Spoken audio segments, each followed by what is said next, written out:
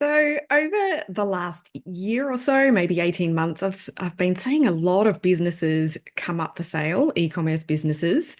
In fact, I've been approached by many of these brand owners asking me if I might like to buy their businesses from them or if I might know someone who would be in the market to purchase an existing business.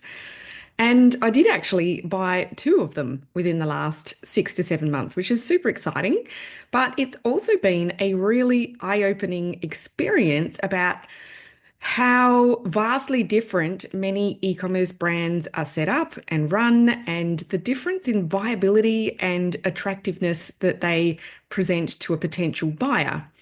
I would probably say that most of the e-commerce businesses that I've seen come up for sale in the last year or two, they're being sold off by, quite cheaply because the business owner has just run out of puff. They're super burnt out and just over it.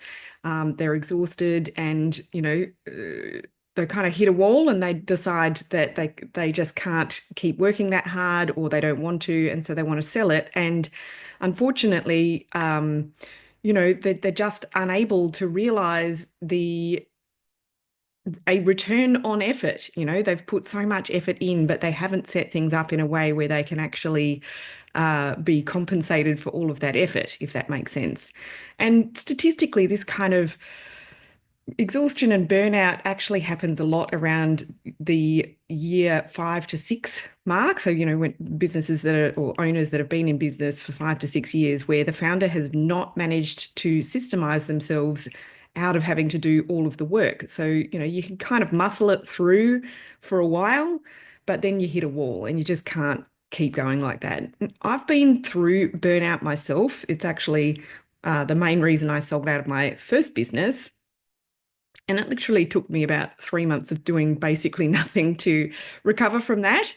But when I did and obviously went into new ventures, I was pretty determined not to repeat that particular scenario.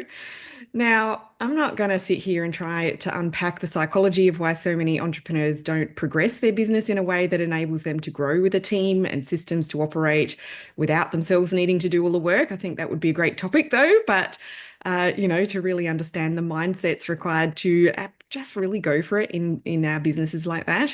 But instead, I wanted to kick off the new year with an episode about really what you need to plan for and work towards having in place in your business in order to scale and grow sustainably. And by sustainably, I really mean in terms of a financially viable and profitable business, but also in terms of your own physical exertion and the way that you work personally so that you don't burn out or drive yourself into the ground. And so what better time than the new year? Let's kick off the new year with a forward planning type episode, because there are the same things that need to be in place in order to either sell your business for a really good price or to be able to run a business that doesn't require you to show up every day and do the hustle and grind every day just in order to keep the wheels turning. Now, I anticipate that you would, have a pretty viable decision, by the time you have all of these things in place, that, your business is a lot more enjoyable and manageable. So it would be a lot more attractive to keep. But also you might find at that point that, there's a price that is so good, too good to pass up. So either way, if you can plan to get this list of things in place in your business, it's really a win-win no matter which way you decide to go down the track. Now, before we dive in, we are week 1 of 2025, which is quite incredible. I want to remind you that I have my 2025 e-commerce marketing playbook resource, which I am giving away for free. This is actually a really, really comprehensive document. It's outlining the key trends from the last year, the strategies that are working right now to drive profitable growth in an e-commerce business, and the things that we really need to be focusing on in 2025 if we really want to have the most successful year possible. So if you would like to download a free copy for yourself, just head to katherinelangman.com/playbook. And we will, of course, include the link to that in the podcast show notes for this episode. All right, now I have grouped this list of things that you really need to be planning and implementing in your business into a few kind of key groups. And the first one that we're going to talk about is really how to drive profitable growth. And, I think this is a appropriate place to start, particularly given the ways that this works now, end of 2024, beginning of 2025 is so different from a few years ago where, it was a lot cheaper and easier to get paid traffic to convert at a really great rate. So now we have to be a whole lot more careful and clever and really be understanding our numbers. So the first thing that I'm going to kick off with is really being able to optimize your ad spend and really taking the time to, or getting a process in place where you are regularly reviewing and evaluating your paid advertising performance so that you can, eliminate anything that's not performing well or not achieving the metrics that you need to be able to acquire customers at the price that you need, and to really do more of what's working well. So really enhance the best performing campaigns. So maintaining that constant focus on a return on investment really helps to ensure that your ad spend is optimized and reduces any kind of possible wasted investment. And ultimately doing that increases your profitability as well. Now, achieving this does require, like I hinted, really understanding your numbers. And I'm talking about, your profit margins, your customer lifetime value, how quickly can you bring customers back so that you can increase the value of a new customer that you acquire, how much you can afford to spend on ads in order to acquire a customer based on all of those things. And even more, so that you have the calculations at hand to inform the decisions about optimizing your ad spend. Because what is a good result for one brand is not going to be the same for another brand. It really depends on, the business model. Is it a one-time purchase brand? Is it a repeat purchase brand like skincare, for example? How big are the profit margins and all kinds of stuff. So that is a really, really critical part of being able to scale a business. And, I will say that regardless of whether you are wanting to sell or wanting to grow a business that has a team that operates operates the business so that you don't have to do everything yourself, you do need to have the consistency of traffic and sales. And this is where the necessity of paid traffic comes in. Second part of fueling profitable growth is the focus on repeat revenue and being able to increase the percentage of sales from returning customers, and doing so through things like product launches or loyalty programs or subscription offerings. Ultimately having or even wholesale. So, we definitely have some clients that are typically a one-time purchase brand, but they also wholesale, and, your wholesalers are going to be repeat buyers, right? Wholesale stockists. But because that kind of higher repeat customer rate is what helps, number one, to stabilize your revenue, and it reduces the dependency of spending money on ads to acquire new customers. And, if you can have a good proportion of your customer base returning, you really want to be aiming for 30%, then that is going to make your business a lot more valuable as well. The third thing that we're going to talk about in regards to driving profitable growth is having multiple different sources of traffic and being able to expand and diversify your sources of traffic beyond a single platform. And this is really about mitigating risks, but it also helps to drive growth because you will find that you know, some customers require multiple touch points before they're going to convert into a customer, but there are also people that just hang out on one main platform and they don't really spend time on another platform. So you're going to be able to achieve a greater level of scale by being able to tap into audiences on different platforms. But in terms of mitigating risk, all of these platforms, we don't own the customers on these platforms. We don't have control over them really. The big tech companies are the ones that control and own these audiences and platforms, and the algorithms do change. And nobody gets any warning when these things are going to happen. And, we've seen this time and time again where there might be one major platform that undergoes a really major algorithm update and it completely changes the way things work. And if you don't advertise on any other platform, then your business is seriously at risk. So you really want to be making sure that you have multiple sources of traffic working profitably and converting well for you, including organic, paid, referral, PR, and anything else that you can think of that works for your business. And that's going to ensure a much more resilient and scalable revenue stream. The next thing that really helps with driving profitable growth is investing in product development. Being able to plan to and go about introducing new products or product variants to your audience is really an excellent way to engage your customers and drive growth.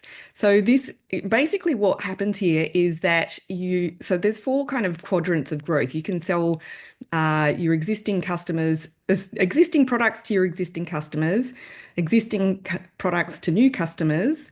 You can sell new products to existing customers or new products to new customers. So that's kind of like your four quadrants of growth. And when you think about it, introducing new products and variants to your range, you can drive more returning purchases as well as attract new customers into the mix. And, both of those end results end up improving your top line as well as bottom line growth. So revenue and profit. Next thing in regards to driving profitable growth is really being able to run a lean operation and streamlining your operations in a way where you can maintain a lean, effective, efficient, productive team. And this means, on the one hand, reducing unnecessary overheads, but also focusing on operational efficiency, which helps to basically you're just doing the work with less time. And, in an e-commerce business, like when you think about it, you can either have people who are packing orders slowly or packing orders quickly. You can have people packing orders accurately or packing orders inaccurately. And, all of those things are going to have a different impact on the profitability of your business. So, just thinking through the workflows of everything that you do, whether it's, working on your website. I mean, one example might be a client that we worked with a few years ago, and she had been wedded to her WordPress website for a very long time for a few reasons, but it was a difficult platform for her to maintain as she scaled. The hosting just couldn't cope with the volumes of traffic and orders during peak sales time, which is not great. And for a variety of reasons, she ended up moving to Shopify. And after going through that process, she said to me how much less time it took her to do basic things on her website. Even just simple things like uploading products to her website just took so much less time. And so, constantly looking for those bottlenecks in the way that you and your team are working in every aspect of your business, and finding ways to be more productive and efficient is going to make the business a more profitable, lean operation. Another way that you can find extra uh, extra margin is, working with suppliers. Are there ways where you can discuss with your suppliers to reduce unit costs, or the cost of ingredients, or the cost of shipping, or anything to do with your cost of goods? Because the more that you are able to secure favorable terms with your suppliers is obviously going to add margin, profit margin to your range.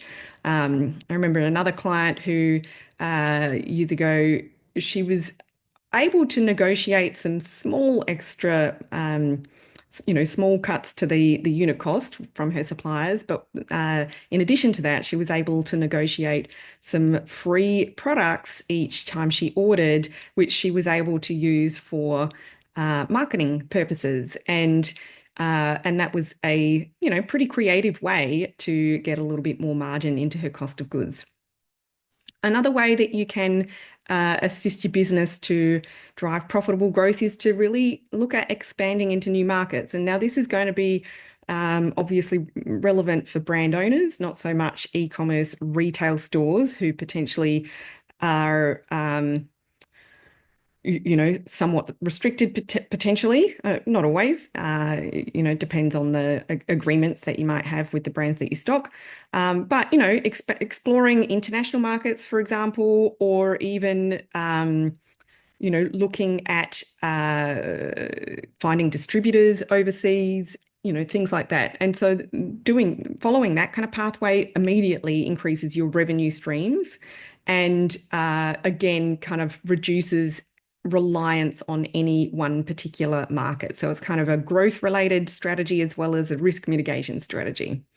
And then also adding new sales channels is a related growth strategy, which would, so for example, like expanding onto additional sales platforms like third-party marketplaces, or expanding into wholesale channels, and or opening your own retail store. We definitely have some clients who have brick and mortar stores as well as their e-commerce online store.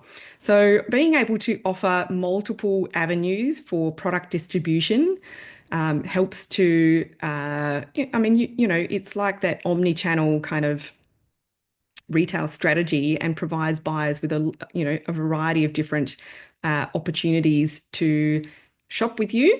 And of course, that helps with driving growth in your business and also adding scalability to your business. Now, in amongst that list of profitable growth related strategies, I did mention risk mitigation a few times, and I want to kind of highlight a few of these things a little bit more. So this is kind of like the second chunk in my list of things to plan and implement in your business. And, in terms of risk mitigation, diversifying your revenue channels is incredibly important. So being able to make sure that your business is not overly reliant or entirely reliant on one single platform or sales channel. Obviously, a lot of brands might start with just for example, a Shopify store, for example. But, planning to add to that down the track is going to, and to be able to diversify the revenue mix from different and multiple platforms. Again, it's just going to mitigate the impact of potential changes in platform policies or performance, or, again, when these platforms do updates or, make changes to things like payout terms, or the cost of processing payments or anything else. So again, just a risk mitigation strategy that can help to add value to your business and also to help ensure that you always have that kind of consistent revenue coming in.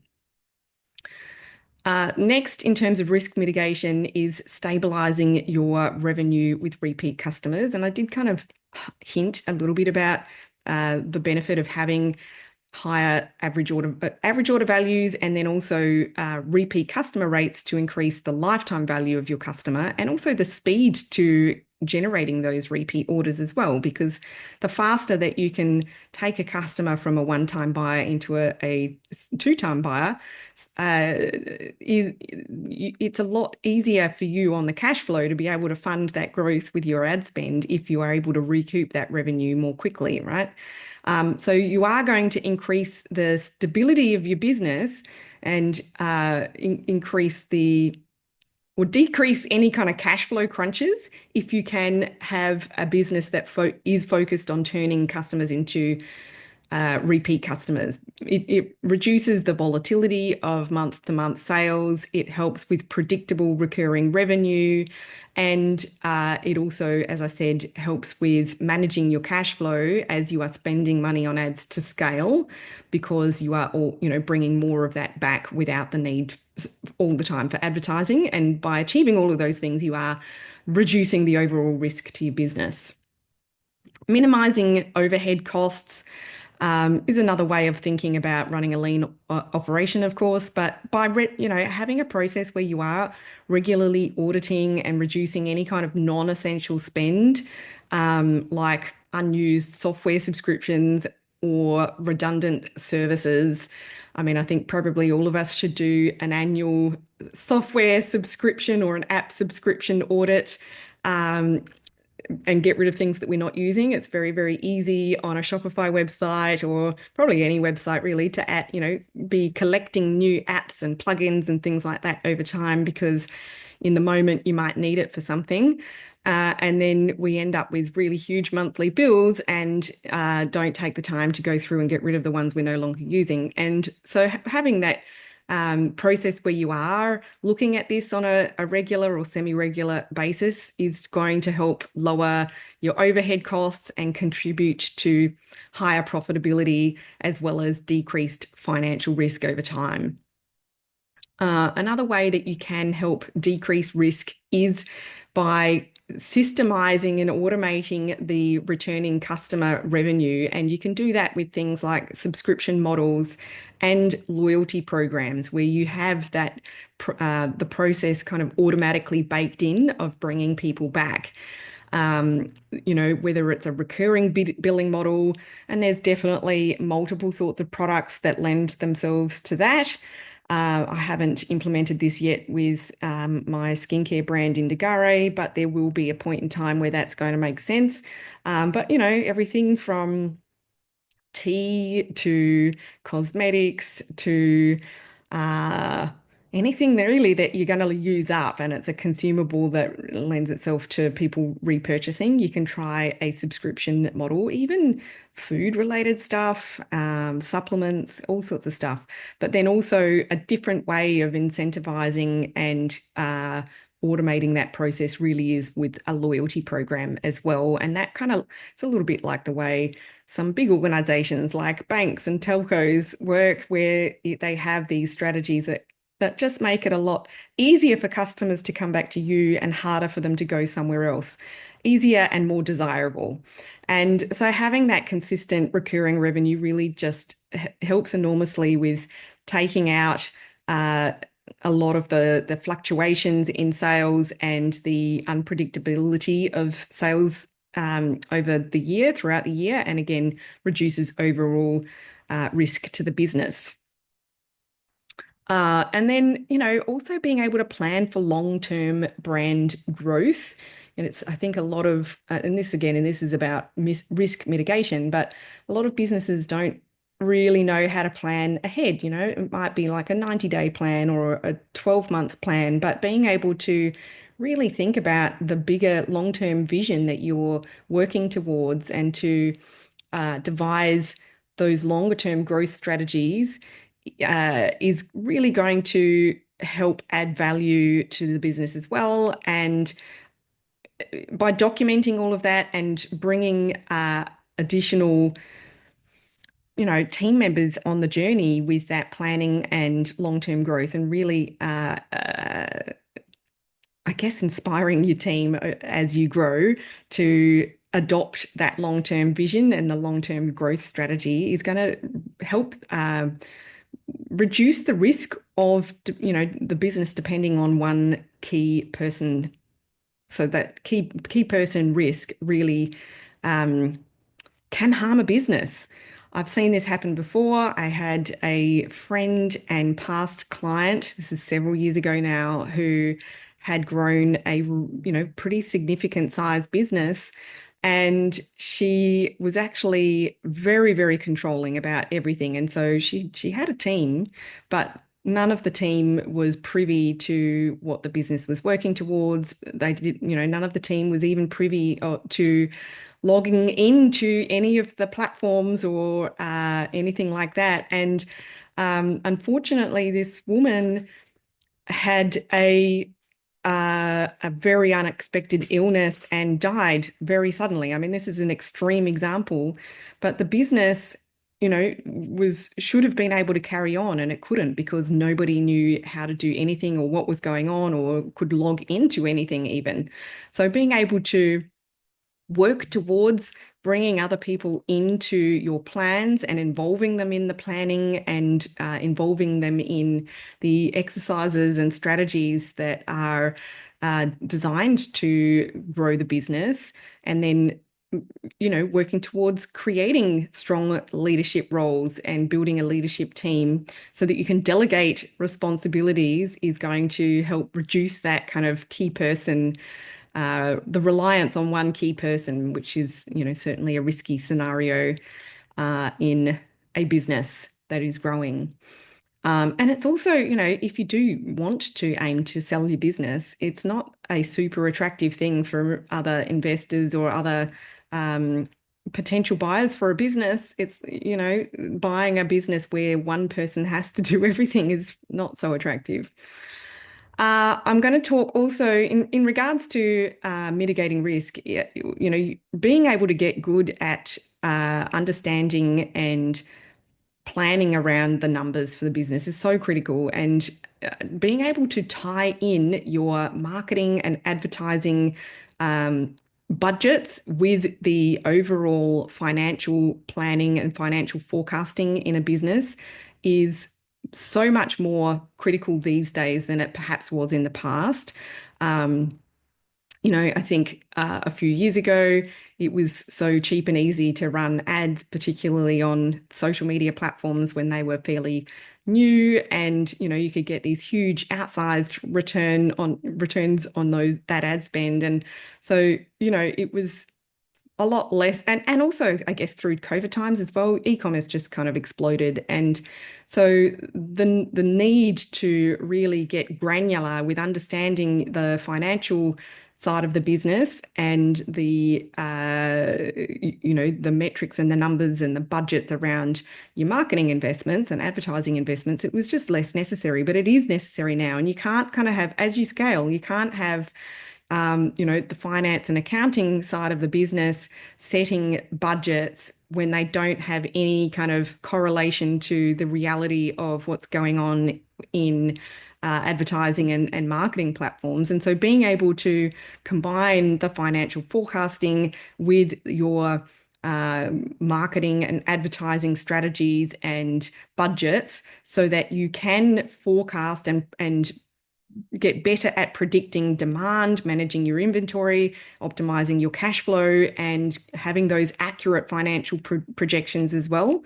I mean, that's not just about reducing risk in a business. It's also about, making sure our business is able to adapt to market fluctuations. And it's also about, increasing the confidence for the business owner to make decisions moving forwards and reducing, stress levels and anxiety, which I know a lot of entrepreneurs struggle with, and I certainly have in the past. Okay, so that was my list of things to plan for and implement around reducing risk in a business. And this last part is about creating transferable value. And this kind of really stemmed from the experiences that I've had this past 6, 7 months in acquiring a couple of businesses. One was definitely a lot easier than the other to take over because of the way the founders had kind of set up their business. And so let's go through this list. I think the cool thing about this is that not only will you end up with a much more valuable business when you get these things in place, but secondly, it's going to really help reduce the need for you to be constantly that circus monkey dancing on the ball to keep the ball rolling. So that's how a lot of business owners operate. The minute they stop doing something, they fall off the ball and hurt yourself, right? And I guess when you operate like that, it's very, very difficult to get other people to do things on your team in the way that you want them done.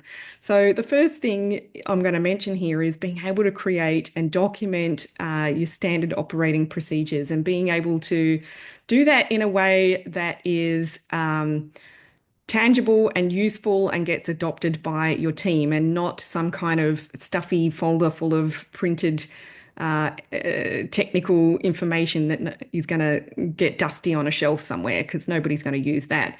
So we want to be documenting this stuff for for every major process in the business. So that can be from the marketing side, it can be from the sourcing side, it can be from the fulfillment side, the product innovation side, the administrative side. So, don't try and do it all at once, obviously, but, being able to document these standard operating procedures across each part of the business, it helps ensure operational continuity, not just when you're selling a business and you're transferring ownership to someone else, but also, it just helps as a business owner to be able to delegate and know that other people are doing things the way they need to be done, right? Hallelujah. Uh, Next, securing ownership of your intellectual property. Now, this may not be relevant to everyone, although I think that even e-commerce brand businesses that are selling other people's brands should be trademarking your own business name. But, really ensuring that all your intellectual property, such as product formulas, brand assets, trademarks, all of that kind of stuff is legally owned by the business. So a business that has clear IP ownership, it's automatically makes your business a lot more valuable and desirable for potential buyers if you're planning to sell your business one day. But it's also how you ensure that you have a really significant point of difference with your competitors. And so that's a important consideration from a growth perspective as well. If you want to attract and convert customers and bring new customers into your business, they need to be able to quickly understand what is different and better about what you're selling than the competitors. And when you have something that's unique and very unique intellectual property, whether it is formulas or designs that are unique to your business, or whether it's more about what your e-commerce business does, how it does things. So we have a client who runs an e-commerce business selling other brands that are quite well-known brands, but she adds her extra value in there by personalizing things, and she has some intellectual property around how she does that customers really, really love. Excuse me, and they flock to her business to shop with her. And just kind of as an extension of that, I need to mention The necessity of having well-organized brand assets. So, and this is going to help you in running your business efficiently and effectively as well. The number of times business owners, their filing system just is a total dog's breakfast. It doesn't matter whether it's inside Klaviyo or Google Drive or Dropbox. Just make sure that you have, you have an organized image library that is, you can easily find what you need, divide it up between your product images and your lifestyle images and your UGC content and your video content and anything else that you might need, website assets.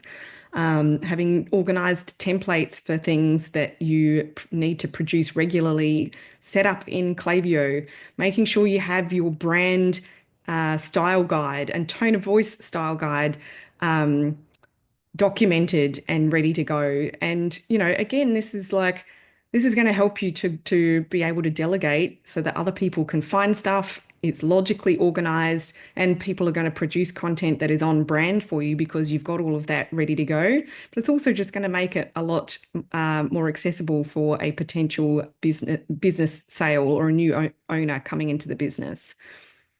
Another thing that is really going to help you to create transferable value in your business is maintaining clean financials. I know that a lot of founders are creative people and they don't really understand bookkeeping or anything like that. I also am pretty aware that a lot of small businesses pay for a lot of personal things through the business. It really is important to keep things clean there. So it's very clean and transparent. There's a very clear separation of personal and business expenses.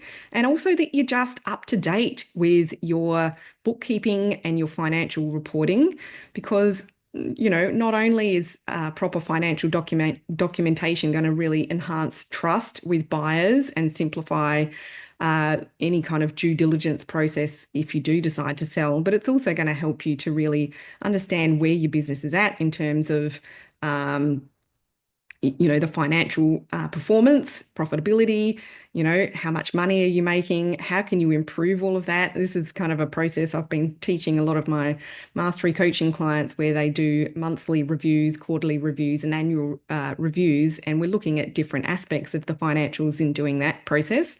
But it helps you to see your progress and also where you need to go next and improve next. I'd like to make a brief mention here of minimizing location dependency. This is a little hard if you have physical brick and mortar stores, but it's definitely a lot easier with e-commerce businesses that are purely online, or you're doing things like selling wholesale and export as well as e-commerce. It can be really it can help just make the business a bit more nimble if you do want to sell it. That's less relevant if you are just using this list to help plan and implement towards scaling your business in a way that is less reliant on you, and it's more relevant if you are trying to sell your business or set yourself up to sell your business. Last thing I'm going to mention here about creating transferable value is documenting your product specifications and how you source your products. So again, this kind of is an extension of your standard operating procedures, really. And this was something that I have experienced in regards to taking over the Indagare Beauty skincare brand, where we are sourcing from all over the world.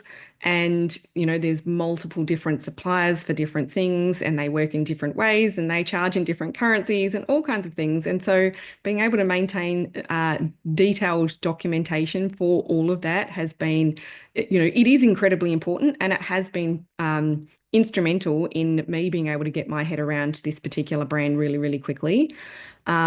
And not only that, I mean, I'm not the only one working in Indagare. And so, for other team members and my son Hamish, who is part of the business, to be able to have access to that information at their fingertips as well has taken a lot of that off my plate, which is amazing. I am going to talk a little bit more about documentation because it is an important aspect of a business that, again, I think because a lot of founders and brand owners are creative types, this is perhaps not something that comes naturally. So I want to talk about, the importance of your historical business performance data and maintaining a thorough documentation of the history of your business's performance, including your marketing, your sales, your financial metrics, and having a well-organized repository of data. It's not, this is not just about being able to present all of that to a potential buyer, but it's also for you as the business owner and being able to make informed decisions. So having this kind of dashboard where you are planning and then tracking and documenting all of this is something that we teach, and we have developed these really useful tools to facilitate this. It's like a dashboard for the business. And so this is, what we do and teach with our clients, and really helps with that. So, and not only does it help, you understand your performance and identify where you need to put your efforts and focus and do things differently or buckle down and do more of the same. But alongside that, it's also enabling you to forecast things like inventory requirements. So you can use that historical data and, find the trends in sales peaks and troughs and in terms of which products are selling through the most to help you forecast your future inventory needs. And that, helps to ensure that your stock levels over time are optimized for maximizing your sales. And, effective inventory management, as you scale, it just becomes so critical, and it helps to reduce risk of, running out of stock and the best selling things being out of stock, or delayed and missing out on sales opportunities as a result, or reduces the risk that you're going to end up with a whole lot of excess inventory of the type that your customers just don't want to buy. So, kind of alongside this as well, I want to mention the importance of owning your own data.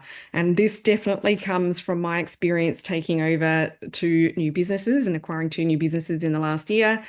You need to own and know where these things are, such as your domain names, registration and hosting, your website hosting, email hosting, analytics accounts like your Google Analytics, all your social media accounts, etc. You would be surprised how many business owners just don't know how to access things like their own domain name, or they don't own their own Google Analytics account or their own, ad accounts. Somebody else has set them up for them, and then you just can't get them.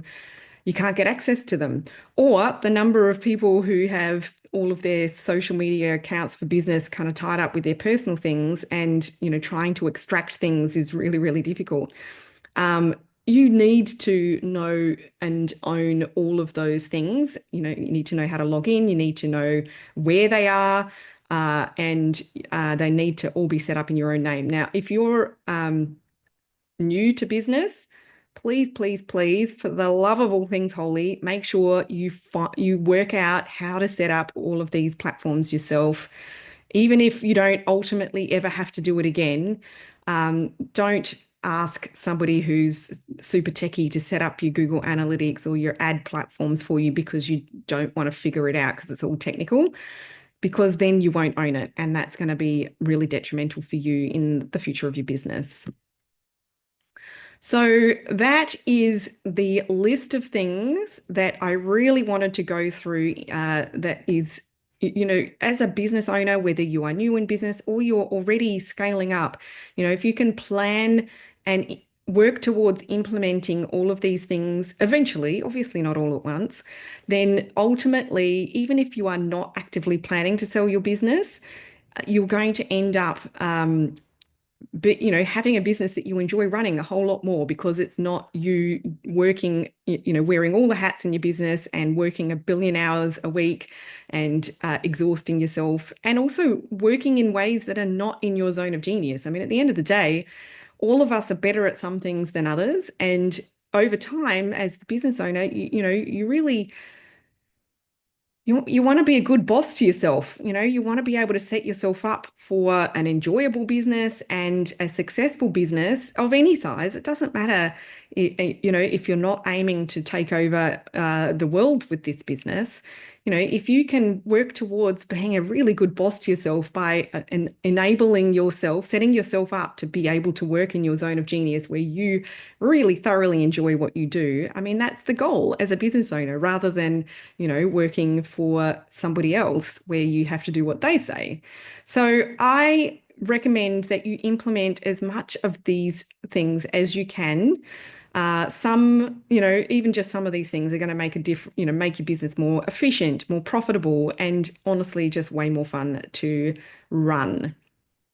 Now, if you do wish to aim towards building your business into a sellable asset, just know that this isn't about pumping up revenue. It's about making your business stable, consistent, attractive, and easy to transfer. And so you really want to, focus on optimizing each aspect of your operations, diversifying your income streams, and documenting everything, because that's going to increase the value of your business.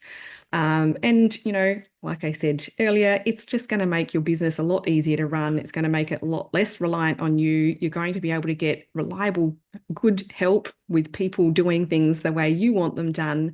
And then that puts you in a position where you can choose whether to keep it or sell it.